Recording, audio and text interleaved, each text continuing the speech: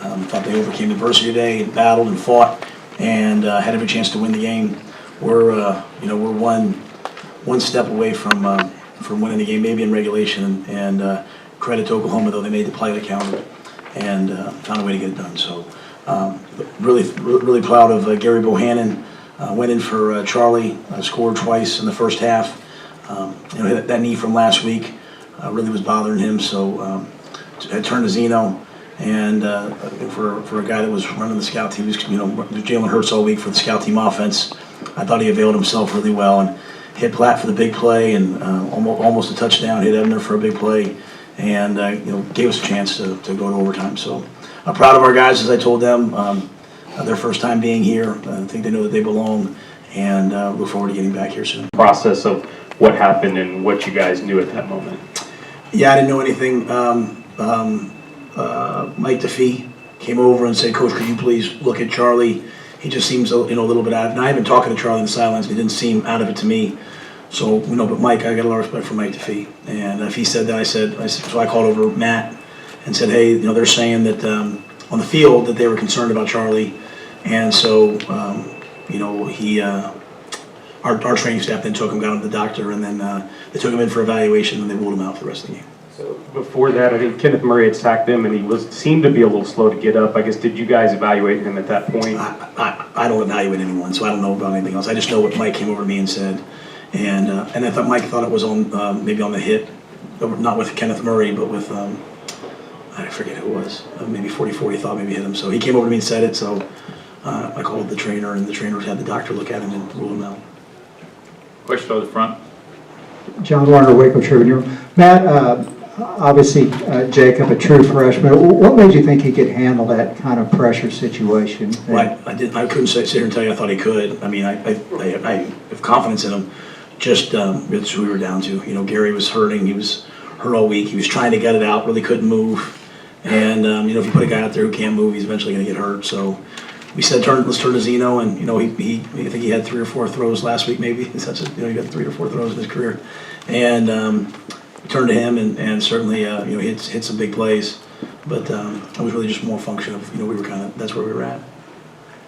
Got a question on the left side aisle, and then we'll come up to the front. Go ahead. Jerry Hill, Baylor Bear Insider. Matt, the defense kind of keeping you in the game when it looked like it could get away from you, and then getting a couple of turnovers there to kind of get you right back in the game. Yeah, I mean, and I don't. Hold on a second. Jeff, do we need to change the microphone? Yeah. Okay. Thank you. Sir. Use the other mic. Go ahead. Oh, is it the? Use the other mic. Use the other mic. Morgan, over here. Come over here. Your mic. All right, so Jerry, I'll answer your question. I didn't think it was going to get away from us. I mean, it's just they scored. They really scored on 2 big plays to CD, and he's a great player. I mean, they threw it out. He made a great run. They hit that. We checked it, that play, and everyone checked it but one guy, and so they hit the other play to CD. But I thought we thought we were going to be able to take away a lot of the rushing game. Not 100%, but I mean, hold OU to 146 yards rushing. I mean, and so it was really a function of a couple big plays. Like even that last drive for the field goal, the hit CD, or that was leading to the field goal, hit CD on the play there. And then in overtime was really a function of a face mask. We had a face mask that put them down at the 11-yard line. So I thought our defense, other than that, played really, really well. A couple of back out of the backfield and guy blows an assignment, but they made some key interceptions when it mattered, and I think that made them, start to run the ball a little more. I mean, to hold Oklahoma to 23 points in regulation, I don't think anybody's done that in a while. And so I thought our defense played great. Question on the front, and then we'll go over to the left side. Hey, Suzanne Halliburton, American Statesman, Austin. Matt, I guess Denzel Mims didn't have any catches, and I guess y'all targeted him, 2 or 3 times? Well, we called a lot of them. Yeah. We just never kind of pulled the trigger and got it to him. And I wanted to ask, on those last 2, or Zeno's 2 big passes, were those actually the plays he was supposed to run, or was that a bit of him freelancing? No, that was a design play for Ebner, then a design play for Chris Platt. And, but yeah, Denzel, I mean, that's, you always have regrets after games, just the fact that we tried to get him involved. I thought they did a good job of kind of taking him away, but we had opportunities to probably hold one more second and hit him in the second window and didn't do it. And that's unfortunate because, he's a big part of us being here, and we never quite got him involved. Second row, left side. Bryce, Jerry, Waco Trib. Matt, you mentioned it at the outset that you're disappointed, but you don't want them to hang their heads because obviously they played, a great game. Do you feel like, I know you're just now in the moment after this one, but that you guys will go into whatever bowl game that you go to, not looking at it as like a consolation prize or anything like that? Yeah, I would say that our track record would be pretty clear that there hasn't been a time where we've played like an entitled group. That's entitlement. When you have a game and you act like you're better than the game, that's entitled. There's not a part of us that's that. I mean, they could have quit. You're sitting out there, you're down 10 with 8 minutes left, and you have a third-string quarterback that's never played really a meaningful college football snap, and they played their way back into it. I mean, I think I told them, I said, get on the bus, root for LSU to beat Georgia. No disrespect to the Bulldogs, but root for LSU to beat Georgia. Let's hope they go to the college football playoff, and they should go anyway in my mind. I mean, I think they're a great team. And let's hope that they go to the college football playoff and represent the Big 12, and let's hope that we go to the Sugar Bowl. And if not, let's go to the Alamo Bowl or whatever bowl people ask us to go play in, and let's play one more game together. Let's finish as a top 10 team. Let's get the 12 wins, which has never been done. And more importantly, we'll be back. So I told the young guys, feel that pain of watching those guys, pull that stuff out and celebrate and let that drive you in the offseason. But at the same time, also understand what we've done, right? We walked off the field, and Oklahoma fans stood to applaud. And we're not doing it for fans, but I think people recognize. Even this week, some of the national stuff was, can you believe Baylor? Can you believe how many teams would play with their third-string quarterback and come back and get in there? That's a tough group. So I feel like that's why I said you have nothing to hang your head about. You went in there and you battled. It was just a little bit short. One guy catches one more ball. One guy, that guy doesn't. What a great play by that kid to run Platt down. If he just kind of doesn't make that play, who knows what happens? But that's football. But I think we'll be more than ready to go play again. Got a question in the front row, left. Yep, Andrew Miner, 24/7 Sports. Coach, first, congrats on the season. Entering the Big 12 championship game, for the general fan, the casual fan, there probably wasn't a lot of optimism facing the Sooners again in a rematch. For those that don't follow Baylor as closely as some of other people do, how would you define your team, what Baylor is, in one or two sentences? I think you just saw it there.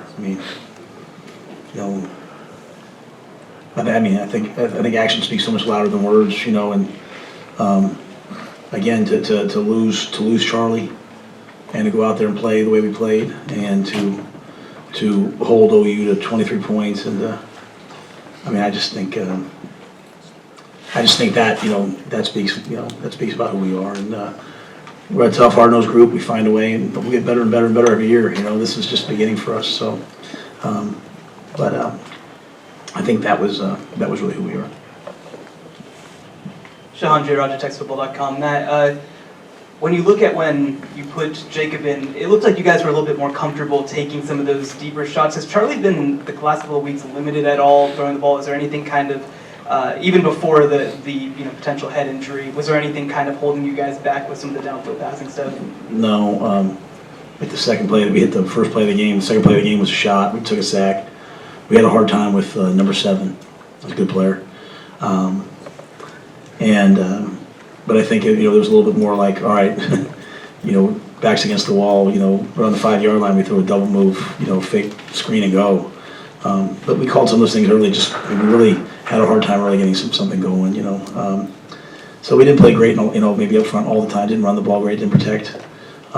They have some active guys, and then I think last week Charlie aired the ball out. He threw it up over the top early. But just couldn't quite, the one times we called him early in the game, just couldn't quite protect. And it, just kind of been one of the things all year we've had a hard time kind of protecting at key times. This final question for Coach. Yeah, Matt. Brian Davis, Austin American Statesman. I just want to clarify that, did Mike tell you to take him out, or he just said, hey, y'all need to look at him? Mike DeFee came to the sideline. he said, "Coach, could you guys please look at Charlie?" So I said, "Okay, Matt, can you guys look at Charlie?" So he didn't like send him out of the game or anything, you know. He had done that in Texas game. He took and sent him out. But he said, "Coach, can you know, he just doesn't. He seems off when I'm talking to him out there." And which I didn't see, but I said, okay, you know, if someone says that, we're going to obviously act through on it. Right, and then just to follow up, I mean, just, how would you describe what you guys showed from your three quarterbacks? I mean, three different guys and three different styles, and y'all are still in it at the end. I mean, what does that say about the coaching y'all have done at the quarterback position? Well, I think, you know, I want to make sure I talk about the players first. I think, you know, I'm sad that Charlie didn't get, you know, obviously I'm sad he's hurt. But I'm sad that he didn't get a chance to play because he's one of the main reasons why we're here. And I would have loved to have given him the opportunity to play that game. You know, I think he deserved the right to play that game. But obviously he got hurt, and that's part of the game. I would love to see Gary if he was, you know, full strength. He's really a dynamic runner for us. And you know, you get hurt in this game. And then for Zeno, I mean, literally I don't want to, you be careful you don't sound like you ever make, but like literally he was the scout team quarterback all week. And then we do Fast Friday, and he was playing safety for the offense to give a look. And next thing you know, he's out there in the fourth quarter. And so, and then what I love about Gary kept saying, "No, coach, let me play."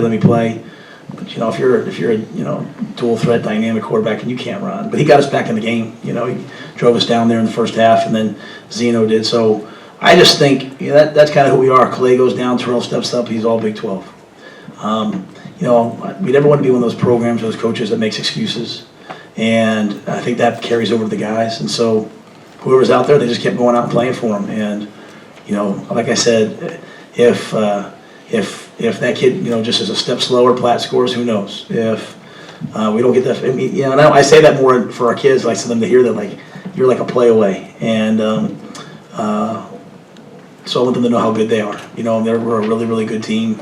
And but you know what? A lot of credit to you. And I want to say this about Oklahoma. You know, they celebrate at the end as they should. And that guy Kenneth Murray, now it's twice now. You know, they beat us 2 weeks ago in a heartbreaking loss. And they're celebrating. You know, it's painful when you see them celebrating right in front of you, right? And that kid comes right over to me and hugs me after that game. Him and Nevin Gallimore. And then today, they're celebrating, and we're getting ready to pray. And who's standing right there is Kenneth Murray, one of the best players in college football, really, in the Big 12. And you spend so much time seeing people talk about what's wrong. There's him, and there's number 44 for them. I hate they got hurt, Boogie Radley House. And they're both those kids after they beat us the last time and after this game. And those were 2 great college football games. You know, I mean, those were, you know, we played Oklahoma, who's a top 4 team, and we lost by 3 and we lost by 7 in overtime. That hurts.